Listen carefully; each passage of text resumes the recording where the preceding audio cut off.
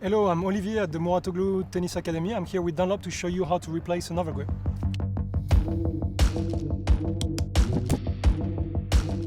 So what you need to do first is get rid of the one that was here before. Take it off the whole way. You want to make sure that it's clean and smooth underneath. We're going to use this Viper Dry Dunlop overgrip. It's a nice grip that's good when you play in warm conditions. Allows you to grip the racket better.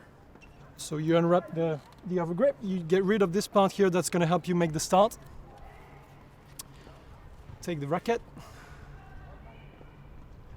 You start near the butt cap, and so you go all around. You do one full round around the racket, and then you have to go on the side. The tricky part at the start is to get rid of the ridges that you might have. So you got to tie it pretty firmly in order to make sure it will be smooth for the player. Once you get started,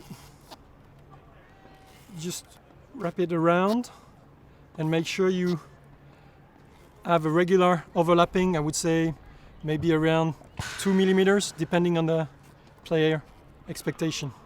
We are now reaching the end of the grip, so most players don't cut their overgrips at the end. You might want to do it using scissors. Cut it, which means that when you will finish here, it will be nice and straight.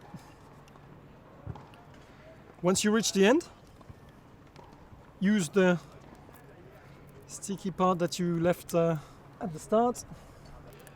Go all the way around. Make sure it's pretty smooth and nice to the hand. And so at the end, just replace the rubber back. And this is how you replace an overgrip.